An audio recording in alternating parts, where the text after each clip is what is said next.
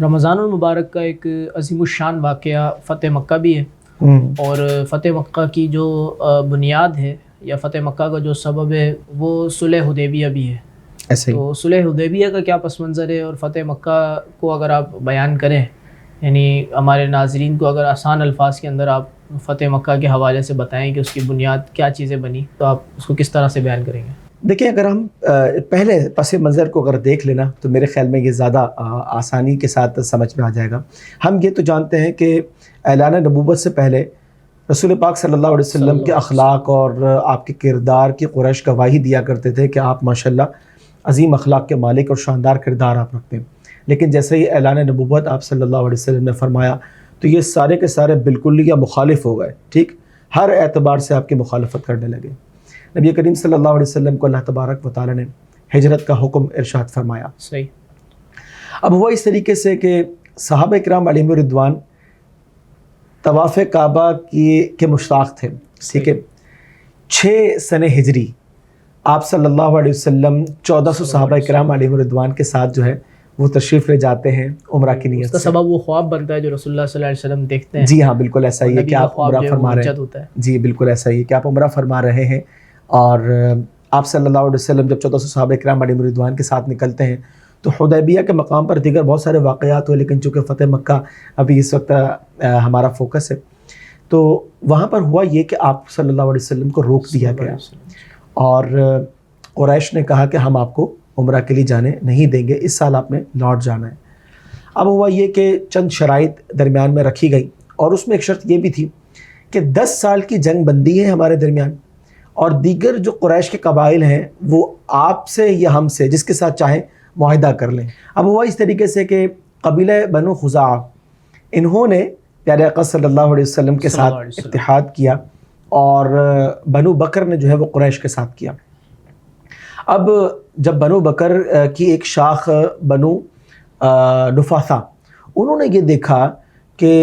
چونکہ ہمارے بدلے تو پرانے باقی ہیں، اور یہ موقع ایسا ہے کہ قریش اور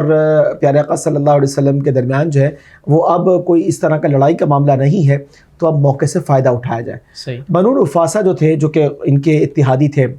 کفار قریش کے، انہوں نے کیا کیا، بنو خزاعہ پر حملہ کر دیا۔ اب نبی پاک صلی اللہ علیہ وسلم کے اس ایگریمنٹ کے مطابق، صلح حدیبیہ کا جو معاہدہ تھا،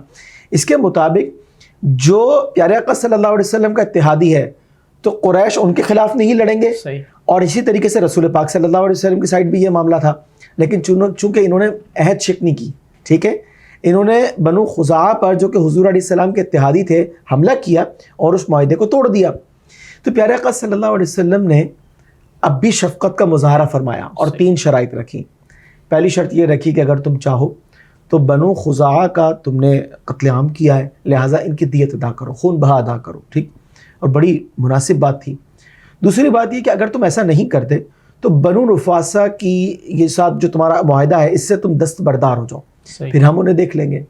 یہ بھی بہت اچھی بات تھی۔ اور تیسری بات یہ تھی اگر تم یہ دونوں نہیں کرتے تو پھر تم صلح حدیبیہ کا معاہدہ جو ہے یہ توڑ دو۔ انہوں نے کہا کہ ہمیں یہ منظور ہے۔ اچھا، اب یہ ان کی بہت بڑی غلطی تھی، اور عہد شکنی پر عہد شکنی تھی، ٹھیک ہے۔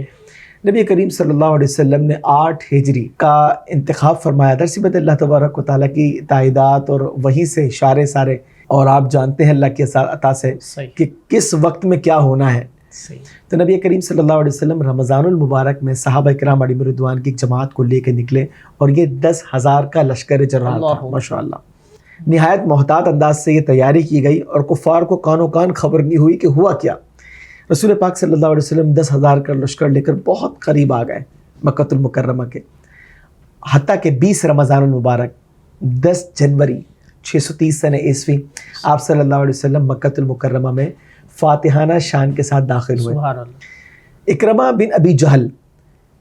انہوں نے، یہ اس وقت اسلام نہیں لائے تھے، انہوں نے کیا کیا کہ یہ ایک لشکر لے کر ٹوٹ پڑے۔ سیدنا خالد بن ولید رضی اللہ تعالیٰ عنہ کی قیادت میں جو مسلمان تھے ان پر حملہ کیا گیا،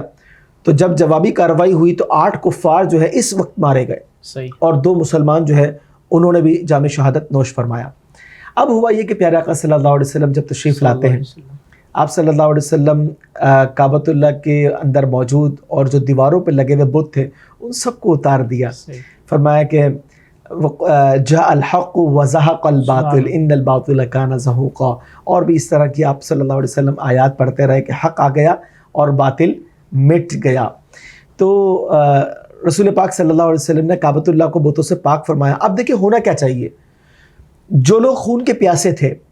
جنہوں نے اذیتوں کے پہاڑ توڑنے میں کوئی کسر باقی نہ رکھی، جنہوں نے آپ صلی اللہ علیہ وسلم اور آپ کے صحابہ کرام علیہم رضوان پر ظلم و جفا کی وہ آندھیاں چلائیں کہ ایسا بھی ہوا کہ کبھی نالین پاک جو ہے وہ خون سے تر ہو رہی ہیں، تو کبھی مطلب آپ صلی اللہ علیہ وسلم پر مختلف قسم کی بری باتیں کسی جا رہی ہیں، کبھی کچھ کیا جا رہا ہے، کبھی کچھ کیا جا رہا ہے، اور ظلم و ستم کی کوئی بات ایسی نہ تھی جس میں ہم کہیں کہ کچھ کمی کسر باقی رہ گئی ہو۔ لیکن رسول پاک صلی اللہ علیہ وسلم نے اس وقت جو مظاہرہ فرمایا صبر کا اور معافی کا، آپ صلی اللہ علیہ وسلم کا طریقہ بھی یہی تھا کہ اپنی ذات کے لیے غصہ نافذ کوئی نہیں کرتے، انتقام نہ لیتے، تو آپ صلی اللہ علیہ وسلم نے عام معافی کا اعلان فرمایا، فرمایا لا تثریب علیکم اليوم۔ اچھا ایک سوال کیا آپ صلی اللہ علیہ وسلم نے، سوال میں بڑا حکمت، سوال بڑا شاندار تھا کہ اب تم جانتے ہو کہ میں تمہارے ساتھ کیا معاملہ کرنے والا ہوں۔ اب جو انہوں نے جواب دیا نا، دیکھیں انسان کی سیرت جو ہے نا اس کے عمل سے چھلکتی ہے، عمل بتاتے ہیں کہ انسان کیسا ہے۔ انہوں نے کہا اخن کریم وابن اخن کریم، کہ آپ جو ہیں وہ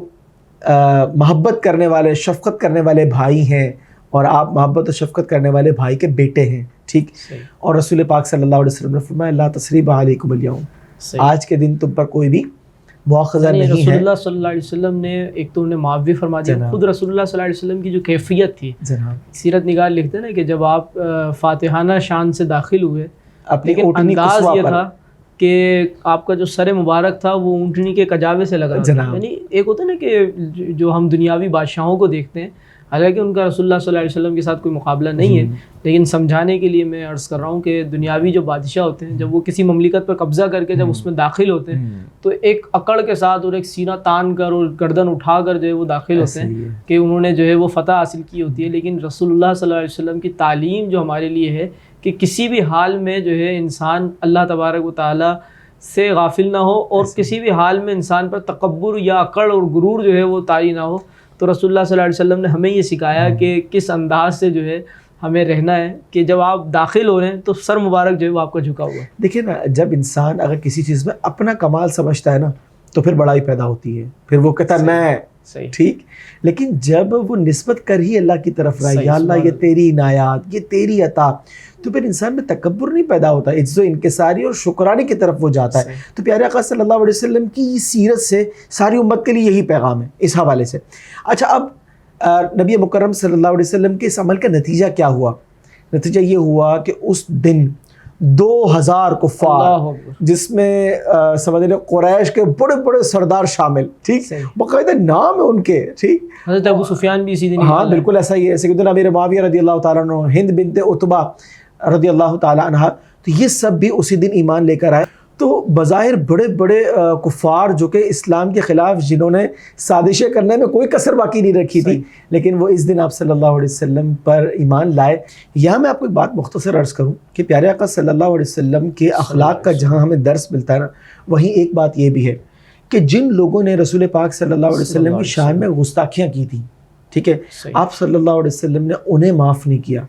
بہت سے شعراء ایسے کہ جنہوں نے اپنے شعر کے اندر، اپنے اشعار کے اندر رسول پاک صلی اللہ علیہ وسلم کی ہجوم کیا کرتے تھے وہ، تو یہ ہمیں ایک سمجھنا اصول ملتا ہے کہ دنیا کے اندر ہر جرم کی معافی ضرور ہے، لیکن نبی کریم صلی اللہ علیہ وسلم کی گستاخی کی جو ہے وہ معافی نہیں ہے، لہذا ہمیں اس بات کو بھی جو ہے اس حوالے سے پیش نظر رکھنا چاہیے۔ تو میں سمجھتا ہوں کہ جسے دین کا کام کرنا ہے، دین کی خدمت کرنی ہے، اس کے لیے یہ ایک مشعل راہ ہے، یہ فارمولہ، یا آپ صلی اللہ علیہ وسلم کا یہ عمل، یہ پہلو